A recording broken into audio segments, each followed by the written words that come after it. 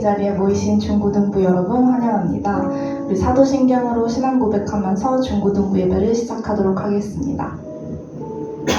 전능하사 천지를 만드신 하나님 아버지를 내가 믿사오며 그 외아들 우리 주 예수 그리스도를 믿사오니 이는 성령으로 잉태하사 동정녀 마리아에게 나시고 본디오 빌라도에게 고난을 받으사 십자가에 못 박혀 죽으시고 사사한지 사흘 만에 죽은 자 가운데서 다시 살아나시며 하늘에 오르사 전능하신 하나님 우편에 앉아 계시다가 저리로서 산자와 죽은 자를 심판하러 오시리라. 성령을 믿사오며 거룩한 공예와 성도가 서로 교통하는 것과 죄를 사하여 주시는 것과 몸이 다시 사는 것과 영원히 사는 것을 믿사옵나이다. 아멘. 우리 조용한 가운데 주님만을 마음속에 새기면서 찬양 드리도록 하겠습니다.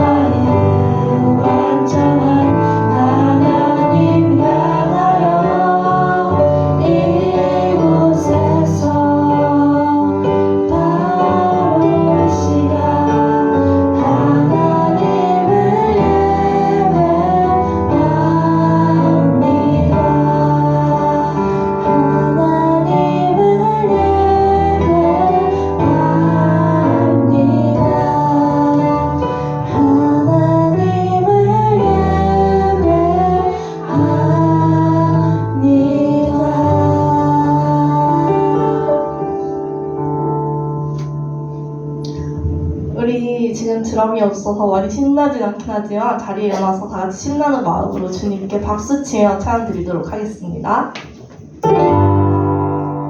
나보다 나를 잘 아시는 주님, 내가 주를 떠나 어디로 가는 나이까, 나 어딜 가든지 주 속에 나를 인도하시며 제 오른손이 나를 붙드시리라.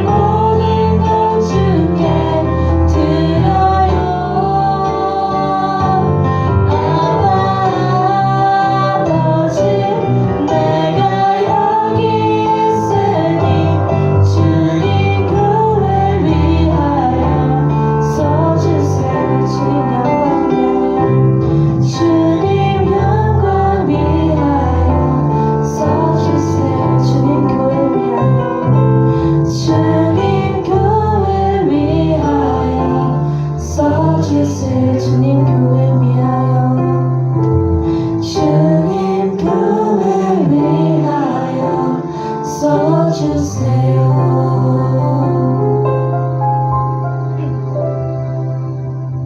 우리 이 시간 예배를 위해 묵상하며 기도하는 시간을 가지도록 하겠습니다. 주님, 저희가 비록 연약하고 나약하지만 주님을 위해 쓰여지길 원합니다. 저희를 사용하여 주세요. 저희의 모든 것을 주님께 바칩니다.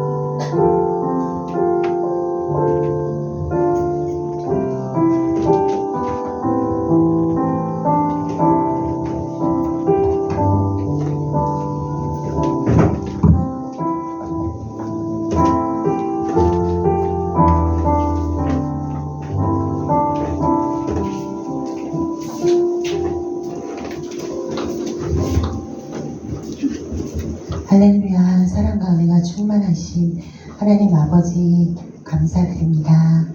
거룩한 주일 주님께 나와 오늘도 성전에 모이게 하시니 감사합니다. 주님, 저희들 그렇습니다. 하나님께서 사용하여 주시고 하나님께서 귀히 쓰시는 그릇들 되게 하여 주시옵소서. 깨끗한 그릇 되게 하시고 오늘도 예배를 드릴 때, 말씀을 들을 때 하나님께서 함께하여 주셔서 말씀으로 새롭게 하여 주시옵소서. 말씀 전하시는 조주아 전도사님께 함께하여 주시고 그 말씀을 들을 때 아멘 아멘으로 화답하는 저희들 되게 하여 주시옵소서. 감사드립니다. 예수님 이름으로 기도드립니다.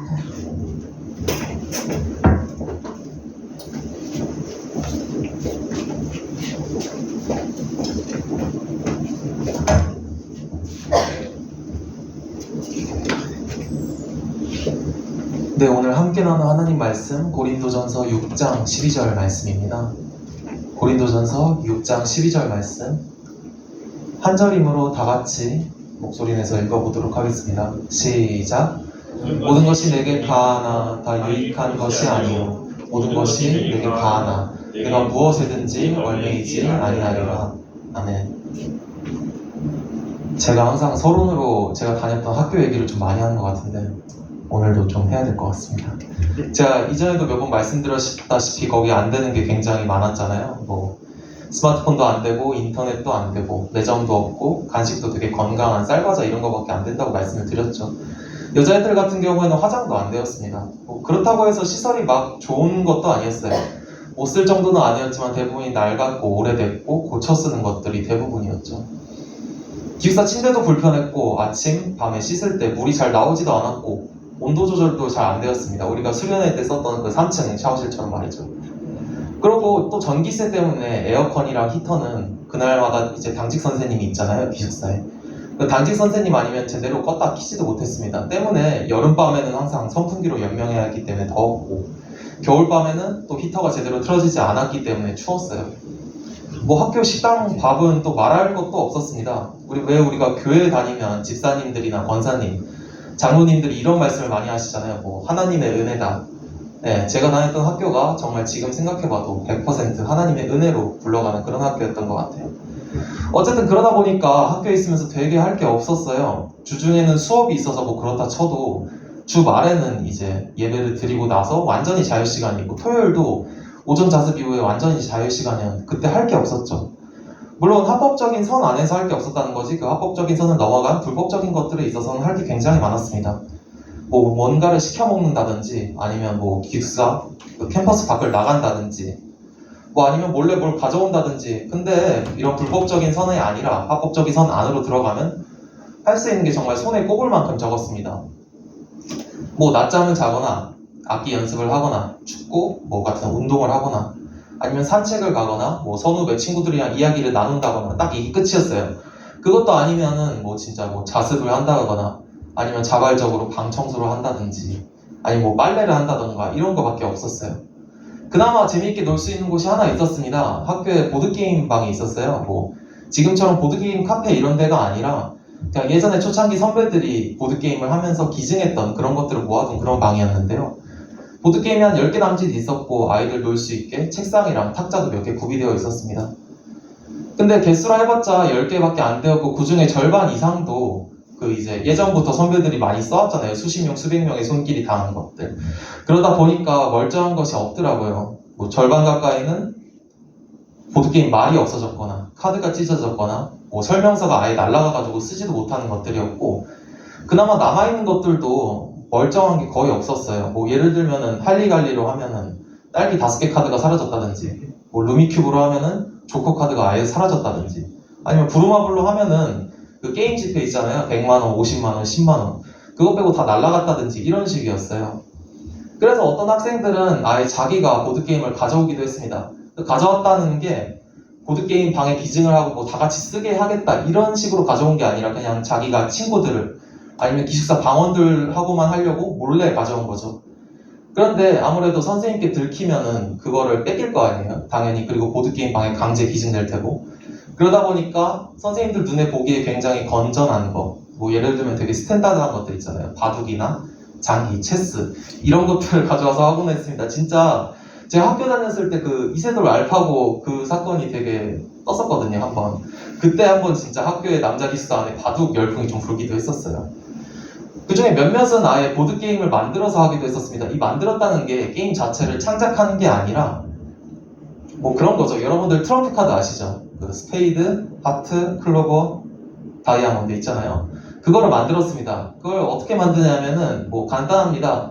빨간색 펜이랑 검정색 펜을 준비해요. 그 다음에 기숙사나 아니면 학교 정수기로 갑니다. 정수기에 가면 그 우리도 있잖아요. 그 납작한 종이컵 입에 훅 불어서 쓰는 거. 그거를 이제 뭉텅이로 뽑아가지고 와요. 뽑아가지고 온 다음에 검정색 카드는 검정색 펜으로 쓰고 빨간색 카드는 빨간색 펜으로 씁니다. 그러면 끝이에요. 그러면 트럼프 카드 한 세트가 만들어집니다. 처음에는 아주 건전하게 트럼프 카드로 할 수 있는 뭐 원카드 이런 거 있잖아요. 그런 것들을 하고 놀았어요. 뭐 도둑잡기라든지. 근데 이 트럼프 카드로 되게 범용성이 많잖아요. 뭐 예를 들면 바둑알이랑 바둑판이 있으면 우리가 바둑만 두는 게 아니라 알까기도 하고 뭐 오목도 두는 것처럼요. 트럼프도 뭐 있죠. 그 홀덤 말고요. 그 카지노에서 많이 하는 거 있잖아요. 제 입으로 말하기 좀 그런데 포커까지 손을 대게 되었어요. 물론 저희가 도박장에서 하는 것처럼 돈을 막 걸고 그랬던 건 아니에요. 처음에는 칩 같은 거 없이 하다가 그래도 뭔가 있어야 되겠다 해서 형들이 옆방에서 이제 바둑 두고 있는 애들의 바둑알을 빌려와가지고 그거를 칩 삼아서 했습니다. 뭐 카드를 내고 돈을 이렇게 밀어 넣고 뭐 이런 식이었죠. 근데 하다가 이제 그렇게 한 몇 주 정도 하다가 같이 하던 형이 이게 맛이 안 산다는 거예요. 근데 제가 처음에 말씀드렸죠. 그 보드게임 방에 사라진 보드게임들 중에 부루마블 그 게임 지폐 남아있는 거 있었다고요. 누가 그걸 가져오자고 한 겁니다. 그 100만원, 50만원, 10만원 그 게임 막 무슨 막 씨앗은행 막 이런 거 있잖아요. 막 그런 걸 가져오자고 한 거예요. 근데 그렇다고 막 그걸 어쨌든 절도잖아요. 근데 그렇다고 해서 우리가 종이컵에다 막 돈을 쓰기엔 좀 그렇잖아요. 막 시간도 많이 걸리고 그렇다고 막 형들 표현 따나 막 맛이 사는 것도 아니고. 그래서 그걸 가져와서 했습니다. 근데 솔직히 아무것도 없이 그냥 포커만 해도 솔직히 좀 많이 불건전해 보여요. 근데 그 게임 지폐 가지고 방문 잠그고 하는 걸 선생님께 들키면 이제 어떻게 되겠어요? 근데 제가 그때 중2 때였다 보니까 개념이 없었습니다. 그냥 재밌으면 장땡이다 이런 마인드였어요. 제가 처음부터 참여했던 건 아니었습니다. 그냥 주말에 할 게 없어가지고 친구를 찾으러 방문을 열어 다니고 있었는데 어떤 방문을 딱 열었는데 이제 형들 여럿이서 앉아가지고 뭘 하고 있는 거예요. 근데 처음엔 제가 잘 몰랐죠. 이게 뭐 하는 건가 싶었는데 그냥 계속 구경하다 보니까 되게 분위기가 재밌고 또 하다 보니 형들이 되게 재밌어 하는 겁니다. 그거를 앉아가지고 3-4시간을 하고 있으니까요. 그러다 보니까 이제 저희 학년 쪽에서도 누군가 그 종이컵만 그냥 뽑아와서 쉽게 만들 수 있으니까 그걸 가져와가지고 만들어가지고 저희 학년에도 그게 퍼지게 된 거예요. 그리고 저도 그렇게 참여하게 됐죠. 한판 두 판 하다 보니까 너무 재밌더라고요. 그래서 계속 빠져들게 되었습니다. 그거를 한 학기 동안 했어요. 한 학기 동안 중2 때 반년을 한 거죠. 하면 안 된다는 거 알았죠. 분명 알았는데 유혹을 이겨내지 못했어요. 일상생활뿐만 아니라 예배 때도 그게 영향을 미치더라고요. 무슨 말이냐 하면 포커할 때는 그렇게 재밌고 시간이 잘 가는데 반해 다른 것들을 하면 시간이 너무 안 가는 겁니다. 진짜 막 도박장에 빠져 사는 사람처럼 말이죠. 그러다 보니까 주일 때마다 집중도 못하고 설교 때마다 뭐 설교는 듣는 척을 하면서 머릿속으로는 포커 치는 상상을 하고 있고 그런 지경까지 갔었죠. 그리고 또 포커를 하다 보니까 이게 결국 거는 건 아니잖아요. 뭐 게임 지폐 그런 거니까. 근데 하다 보니까 뭘 자꾸 걸게 되더라고요. 물론 돈을 걸었다는 건 아니고 그 앞서 말씀드렸죠. 저희가 간식 같은 거 쌀과자밖에 없었다고. 근데 학교 밥이 맛이 없다 보니까 그런 간식도 되게 소중했거든요. 그래서 간식을 하나둘씩 걸기 시작합니다. 2판을 하고 2판을 이긴 사람에게 그 간식을 몰아주고, 나중에 진짜 막판 가서는 아예 학교에 나오면 밥 사주는 그런 얘기까지 하기도 했었어요. 그때는 그냥 내가 이기면 그만 이런 가벼운 생각을 했던 것 같아요. 지금 생각해보면 그게 물론 합법적인 룰을 넘나드는 약간 그런 게임이긴 했지만, 그때 도박의 중독성을 처음 경험했던 것 같아요. 시간이 너무 빠르게 지나가더라고요. 보통 주말에는 오전 자습이나 예배를 마치고 점심 먹고 1시쯤부터 시작을 합니다. 근데 1시쯤부터 모여가지고 시작을 하면 진짜 제가 몇 판 치지도 않았는데 밖에 벌써 해가 져 있고 저녁 식사 시간이 돼 있고 그러더라고요. 시간에 좀 무감각해지다 보니까 어쩔 때는 밥도 거르고 한 때도 있었고 그랬습니다. 뭐 배고픈 거야, 뭐 내가 이 판에서 이겨서 간식 따면은 그거 먹으면 그만이니까 라는 생각으로 했었죠. 그 전까지는 사람들이 왜 카지노에 가고 도박을 하고 거기서 패가 망신을 하는지 몰랐었는데 그때 이해가 됐었습니다. 뭐 뉴스에만 보는 그런 사람들의 심정을 이해 못했었는데 그제서야 이래서 하는구나 싶었죠. 그만큼 여기에 몰입되고 중독돼서 살았어요. 그 하지 말자는 생각 때문에 매번 하지 말자고는 했는데, 하지 말자고 할수록 그 포커라는 게 계속 떠오르잖아요. 그러다 보니까 갑자기 또 하고 싶어진다, 뭐 이런 식으로 생각이 들기도 했었고요. 끊어야 한다는 생각은 계속 있었지만 아무래도 선생님께 걸렸을 때 리스크도 있고, 그리고 결국 절도로 해서 한 거잖아요. 그러다 보니까 그냥 혼나는 것만으로 끝나지 않을 거란 말이에요. 그리고 또 무엇보다 기독교 학교에서 이런 걸 한다는 것 자체에 양심이 좀 찔렸었습니다. 그래서 근데 찔렸는데도 결국 끊지는 못했어요. 나중에 한 학기 지나고 나서 선생님께 걸려서 걸리고 벌 받기 전까지는 제가 끊지를 못했었습니다. 뭐 저에게 있어서 뭐 포커가 그랬던 것처럼 여러분들에게 있어서도 뭐 중독되는 것들이 한 가지쯤은 있겠죠. 최소 유혹당하는 것들이 뭐 가장 대표적인 걸로는 뭐 게임도 있겠고, 뭐 인터넷 사이트도 있겠고, 아니면 뭐 인스타, 유튜브 이런 것들도 있겠죠. 뭐 아니면 여기서 차마 말씀을 드리지 못하지만 좀 말하기엔 부끄러운 것, 또는 소위 일탈이라 할 만한 그런 일들, 그런 것들도 뭐 있을 겁니다. 우리가 유혹당하는 원인은 뭐 원론적인 얘기겠지만 욕구 때문이죠. 욕구가 죄는 아니에요. 우리가 무언가를 바라고자 하는 그런 욕구를 없앨 수는 없습니다. 욕구는 누구에게나 있는 것이고 잘못된 것이 아닌 자연스러운 것이죠. 우리는 욕구에 따라서 뭐든 할 수 있죠. 뭐 배가 고프면 먹고, 보고 싶으면 보고, 하고 싶으면 하고, 또 지금처럼 뭐 졸릴 때는 살짝 멍도 때릴 수도 있고, 뭐 그런 식이죠. 이 하고 싶은 대로 하는 욕구는 누구나 자연스럽게 갖고 있는 겁니다. 그런데 욕구대로 하는 것들이, 모든 것들이 다 좋은 거는 아니라고 이렇게 말씀하고 있죠. 본문 말씀도 그래서 말씀하고 있습니다. 모든 것이 내게 가하나 내게 다 유익한 것은 아니다, 이렇게 말씀을 하고 있죠. 모든 것이 다 유익한 것은 아닙니다. 모든 걸 다 할 수 있지만 우리가 적어도 교회에 다니는 이상, 예수님을 믿는 이상, 이런 욕구, 정확히는 욕구로 인해서 생기는 유혹을 이기면서 살아가야 하죠. 내가 보고 싶은 게 있지만 그게 양심에 어긋난다면 보지 않고, 내가 하고 싶은 게 있지만 그게 하나님께서 원하시지 않는다면 하지 않는, 이런 식으로 말이죠. 내가 무언가에 너무 빠져서 산다면 그것을 절제할 줄도 알아야겠죠. 하나님께서 원하시지 않으니까 말이죠. 믿으면서도 내 욕구대로 사는 것은 그냥 죄에 빠진 거나 다름이 없고, 믿지 않는 사람들과도 다를 바가 없다고 성경은 말씀하고 있죠. 어쨌든 우리가 이렇게 그리스도인으로서 유혹을 이겨내야 하는데, 그러면 어떻게 이겨내야 하느냐? 이거는 우리가 지금 신약 말씀인데 이전으로 돌아가서 구약 거의 막판에 있는 요셉의 이야기를 통해서 우리가 힌트를 찾을 수가 있습니다.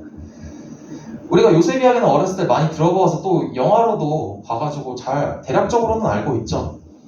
요셉은 일단 야곱의 아들로 태어납니다. 그 위에는 형이 10명 있었는데 전부 다 이복형이에요. 또 요셉은 야곱이 가장 사랑하는 아내에게서 낳은 아들이었기 때문에 형들의 시기를 엄청 받습니다. 요셉이 야곱만 사랑했거든요. 뿐만 아니라 요셉은 자신이 꾼 꿈을 얘기하는 것 때문에 형들에게 아예 단단히 찍힙니다. 나중 가서는 뭐 형들의 잘못을 아버지께 고자질해가지고 찍힌 것도 있지만요. 결국 요셉은 형들의 계략으로 인해 17살 때 아버지 몰래 이집트의 노예로 팔려가게 되죠. 노예가 된 요셉은 이집트로 끌려가서 이집트의 그때 왕 파라오 있잖아요. 파라오의 경호대장이었던 보디발에게 팔려가게 됩니다. 근데 그때 하나님께서 은혜를 베푸셔서 노예로 팔려갔지만 점차 보디발의 총애를 입어서 나중에 가정의 모든 일들을 담당하는 가정총무의 자리까지 올라가게 돼요. 근데 시간이 지나서 자꾸 이상한 일이 생깁니다. 보디발이 집에 없을 때 자꾸 보디발의 아내가 자기에게 찾아오는 거예요. 머리도 좋고 인성도 좋고, 외모도 잘생긴 요셉이 마음에 들었겠죠. 남편 몰래 바람, 불륜을 하려고 한 겁니다. 요셉에게 있어서는 성적인 유혹 그런 거였겠죠. 처음에 요셉은 거절합니다. 말로 거절을 해요. 근데 말씀을 잘 살펴보면 알겠지만 그 보디발의 아내가 하루만 유혹해온 게 아니라 거의 날마다, 그냥 사실상 매일마다 유혹해왔다고 그렇게 성경은 얘기하고 있어요. 때문에 요셉은 아예 그녀랑 말도 섞지 않고 아예 자리를 같이 하려고도 하지 않죠. 그러다 어느 날 요셉이 일을 하려고 보디발의 집에 들어갔어요. 보디발의 집에 아무도 없었어요. 근데 갑자기 보디발의 아내가 튀어나옵니다. 그런데 이번엔 말로 하는 게 아니라 아예 옷을 붙잡아요. 붙잡고 유혹을 합니다. 그때 요셉은 아예 그 붙잡힌 옷을 버리고 그냥 뛰쳐나갑니다. 그리고 그 이후의 이야기는 여러분들께서 아시는 대로죠. 보디발의 아내는 모멸감을 느껴서 나중에 집에 보디발이 찾아오자 이 요셉이 나를 강간하려 했다라고 거짓말을 치게 되고 요셉은 그대로 감옥에 갇히게 되죠. 하고 싶은 말은 이겁니다. 요셉이 이런 유혹의 순간에 보인 반응은 되게 간단해요. 그냥 말로 설득한 것도 아니고 기도를 한 것도 아닙니다. 그냥 그 자리에서 도망쳐 버렸죠. 보디발의 아내가 하루만 유혹한 것도 아니고 날마다 유혹을 했죠. 일부러 남편이 없을 때 그리고 아무도 없을 때 유혹을 했습니다. 솔직히 거기서 유혹에 넘어간다고 해도 보는 눈도 없고 아는 사람도 없을 겁니다. 하지만 요셉은 계속해서 자리를 피했습니다. 유혹이 심해지자 말도 안 섞었고 아예 같은 자리를 하려고도 하지 않았죠. 이게 좀 이상한 말이긴 하지만 요셉이 보디발의 아내가 못생겼다거나 아니면 스타일이 마음에 들지 않아서 피한 거는 아닐 거잖아요. 그냥 이러면 안 된다는 걸 알기 때문에, 이러면은 하나님 앞에서 이게 죄라는 걸 알기 때문에, 그렇기 때문에 피하는 것이죠. 결국 우리가 유혹을 이겨내기 위해서 먼저 해야 할 일은 그 자리 가운데 완전히 피하는 것입니다. 사실 우리가 유혹의 자리 가운데 있으면 제가 유혹이라고 좀 뭉뚱그려서 설명드리긴 했지만 여러분들에게 있어서 각자의 유혹이 있겠죠. 그런 자리 가운데 있어서 잘 피하질 못하죠. 오히려 몸은 그 자리에 있으면서 머릿속으로는 피해야지 이런 생각들만 하는 이상한 대처를 하게 됩니다. 무슨 말이냐면 예를 들어보죠. 살을 빼려고 하고 있어요. 근데 가족 중에 누군가가 내가 제일 좋아하는 음식을 시켰어요.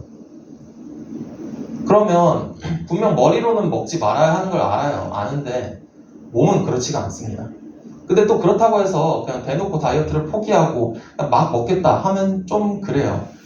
그래서 처음에 저도 그랬고 저희 가족 중에 누구도 그랬지만은 처음엔 냄새만 맡겠다고 그래요. 딱 그 비주얼 보고 진짜 냄새만 맡고 들어갈게 이럽니다. 근데 마치 냄새만으로 만족하고 안 먹을 것처럼 말이죠. 근데 냄새를 맡아 보니까 마음이 강하게 흔들립니다. 분명 냄새만 맡고 안 먹겠다고 다짐을 했는데 맡아보니까 그런 다짐이 눈 녹듯이 사라지죠. 그러다 보면 딱 한 입만 먹겠다고, 딱 한 젓가락만 먹겠다고 하다가 결국 식사 자리를 같이 하고 다 먹어버리게 되죠. 우리가 뭔가 유혹의 순간을 대처할 때 이런 거와 비슷한 것 같아요. 다이어트를 하기로 했으면 음식이 눈앞에 보이면 방문을 닫고 들어가든지 아니면 그 자리에서 벗어나든지 해야 되는데 처음에는 자꾸 진짜 냄새만 맡겠다고 그러잖아요. 비슷하게 우리도 유혹의 자리를 피하기보다는 쉽게 자리를 벗어나지 못하고 딱 한 번만 할래. 그냥 조금만 즐기고 끝내겠다. 이런 식으로 대처를 자주 하죠. 이런 유혹의 자리 가운데 벗어나지 않고 그렇게 조금씩 버티겠다고 하는 것 자체가 사실 어불성설인 일입니다. 이거는 그냥 하나님 앞에서 내가 이 유혹을 은근히 즐기고 싶고 그냥 은근히 이런 유혹에 넘어가고 싶다라고 표현하는 것과 다름이 없죠. 유혹의 자리에 있다 보면 내가 무슨 짓을 하든지 무슨 다짐을 하든지 그냥 어쩔 수 없이 넘어가 버리기 때문입니다. 우리는 죄인이기 때문이죠. 때문에 요셉이 그랬던 것처럼 그 자리를 피해야 합니다. 요셉이 아직 어려서 아직 신앙이 성숙하지 않아서 피한 게 아니에요. 그는 이미 하나님께서 요셉과 함께하고 계셨지만 요셉은 그냥 그 자리를 피해버렸습니다. 아예 접점이 없도록 유혹의 자리에서 완전히 벗어나야 한다는 것이죠.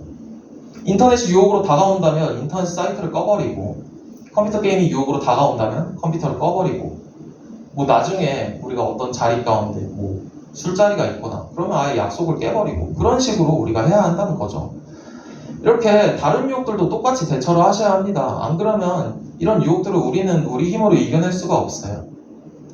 그리고 유혹을 이길 수 있는 두 번째 방법은 이제 앞선 방법과도 이어지는 건데 다른 것에 중독되는 겁니다. 당연한 얘기겠지만 표현이 좀 이상할 수도 있는데 다른 것에 집중하거나 몰입한다 이 정도로 생각하시면 될 것 같아요. 우리가 보통 무언가에 유혹당해서 중독되면은 아예 그것만 바라보게 되죠. 제가 처음에 설명드렸던 포커처럼 그 포커만 계속해서 머릿속에 떠올리고 일상생활을 제대로 못하고 예배도 제대로 집중하지 못했던 것처럼 말이죠. 이거를 역으로 뒤집는 겁니다. 우리가 부정적인 것에 중독되지 말고 긍정적인 것에 중독되자, 이런 말이죠. 그러면 마찬가지로 다른 유혹들, 다른 부정적인 것들에 신경을 못 쓰게 될 거고 아예 신경도 안 쓰이게 되는, 쉽게 떨쳐낼 수 있는 그런 상태가 되겠죠. 죄의 유혹을 완전히 끊어낸 상태는 그 머릿속과 마음속에 죄와 관련된 그 어떤 것도 남지 않은 그런 상태일 거예요. 근데 우리가 자꾸 그 어떤 죄의 유혹, 예를 들어서 게임의 유혹이라고 해봅시다. 내가 이 게임을 하면 안 된다는 거 알아요. 그래서 계속해서 고뇌하고 막 씨름하고 있습니다. 아 진짜 이거 하면 안 되겠다. 막 평소에도 게임의 유혹이 떠오르면 아 진짜 이거 하면 안 돼. 절대 하면 안 되겠다. 하나님 도와주세요. 뭐 이런 식으로 계속해서 머릿속에 되뇌이다 보면은 그것 자체가 이미 죄에 속박된 거나 다름이 없다고 생각을 해요. 죄에 대해서 이미 인식하고 머릿속에 그 죄에 대한 어떤 자리를 마련해 두는 것 같다는 겁니다. 마치 그 유명한 이론이라고 해야 될까요? 이야기 그런 것도 있잖아요. 사회자, 진행자가 그 앉아있는 객석 사람들에게 코끼리를 생각하지 마세요 라고 하면은 머릿속에 코끼리가 안 떠오르는 게 아니라 오히려 선명하게 떠오르죠. 이런 것처럼 유혹에 대해서 계속적으로 생각을 하고 안 된다고 되뇌이고 인식하는 것 자체부터가 이미 유혹에서 빠져나올 수 없게 만드는 그런 함정과도 같다는 것입니다. 따라서 죄의 유혹을 끊어내려면 그 죄를 인식하고 계속 안 된다고 스스로 마인드를 되새기는 것보다는 다른 것에 몰입하고 몰두해야 한다는 것이죠. 아예 죄의 욕구가 생기지 않게끔, 아예 흥미를 끊게끔 말입니다. 내가 다른 유익한 것들에 흥미를 느끼고 거기에 몰두를 한다면 이전에 나를 힘들게 했던 것들이 찾아와도 이제는 더 이상 거기에 흥미가 없고 욕구도 없다 보니까 쉽게 끊어낼 수 있게 되겠죠. 하지만 무엇보다 중요한 것은 그거겠죠. 세상적인 기준에서 좋은 것들, 유익한 취미들, 습관들 뿐만 아니라 하나님의 기준에서 하나님 보시기에 유익하고 보기 좋은 습관들, 이런 것들을 만들어가는 것이겠죠. 하나님이 원하시는 일들에 있어서 긍정적인 습관들을 만들고 거기에 바빠져야 합니다. 부지런해져야 한다는 것이죠. 죄의 유혹에 신경도 못 쓸 만큼 그렇게 해야 한다는 것입니다. 우리가 거룩한 일들에 힘을 쏟고 시간을 쏟다 보면은 하나님께서 우리 마음을 자연스럽게 굳건하게 하실 것이고 그리고 자연스럽게 우리의 신앙을 성장시킬 것입니다. 그러면 이전에 내가 이기지 못했던 것들도 자연스럽게 이겨낼 수 있게 되겠죠. 본문 말씀처럼 모든 것이 가능한 자유가 있지만 그 자유로 인한 유혹에 내가 더 이상 넘어지지 않게 되는 것이죠. 자유가 있음에도 더 이상 다른 욕구, 유혹에 얽매이지 않고 살아갈 수 있다는 것과 같습니다. 말씀을 맺도록 하겠습니다. 유혹에 관해서 설명을 드렸어요. 욕구 자체가 죄는 아닙니다. 그러나 욕구로 가지고 하는 모든 것들이 유익한 것은 아니다 라는 것도 말씀을 드렸죠. 욕구를 통해서 유혹이 찾아옵니다. 유익하지 않은 쪽들로 말이죠. 그래서 우리는 예수님을 믿고 교회에 다니는 이상 이런 유혹들을 이겨내면서 살아가야 합니다. 이겨낼 수 있는 방법은 두 가지입니다. 첫 번째, 그 자리에서 바로 벗어나시길 바랍니다. 우리는 유혹의 자리 가운데 버티면서 이겨낼 수가 없습니다. 요셉이 그랬던 것처럼 유혹이 다가올 때 그 자리에서 피해버리고 완전히 벗어나시길 바랍니다. 그리고 부정적인 것들이 아닌 긍정적인 것들에 몰입을 하시길 바랍니다. 죄의 유혹을 떠올리면서 이겨내겠다고 생각하는 것 자체가 이미 죄를 한자리 가운데 묻어두고 한자리에 고정시키는 그런 행동과도 같습니다. 유혹에 대해서 완전히 무관심해져야 합니다. 때문에 다른 것들에 몰두해야 합니다. 특별히 하나님께서 원하시는 유익한 것들에 몰입하고 그곳에 시간을 쏟고 힘을 쏟아야 합니다. 그렇게 한다면 이전에 우리를 괴롭혔던 욕구와 유혹도 하나님께서 쉽게 떨쳐낼 수 있게 만드십니다. 하나님께서 그런 방식으로 우리의 신앙을 성장시키기 때문이죠. 누구에게나 유혹의 순간이 찾아옵니다. 각자 마음에 품어둔 건 내가 도저히 이길 수 없을 것 같았던 유혹이 한 가지 정도는 있을 겁니다. 우리가 유혹을 완전히 피하고 유혹의 자리를 완전히 벗어나고 유익한 것들에 몰입하시길 바랍니다. 특별히 하나님께서 원하시는 것들에 최선을 다하길 바랍니다. 그렇게 욕구에 얽매이지 않는 삶을 살아가는, 유혹을 이겨내면서 하나님 안에서 살아가는 우리 진광교회 모든 중고등부 모든 인원들이 되길 바랍니다. 기도하겠습니다. 하나님 아버지 감사합니다. 오늘은 유혹에 대해서 배웠습니다. 우리가 유혹을 어떻게 대처해야 하는지, 어떻게 반응하고 어떤 방식이 하나님께서 원하시는지에 대해서 배웠습니다. 하나님, 우리가 유혹의 자리를 벗어날 수 있도록 도와주시옵소서. 그 자리 가운데 있으면서 자꾸 버티겠다고 그런 어리석은 방법이 아니라 우리가 정말 요셉이 그랬던 것처럼 유혹의 자리 가운데 벗어나고 나아가 유혹에 신경 쓰지도 않도록 하나님께서 원하시는 일들에 몰두하고 몰입할 수 있도록 도와주시옵소서.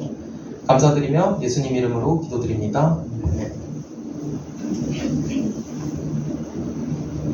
나의 피난처 예수 다 같이 찬양하시겠습니다.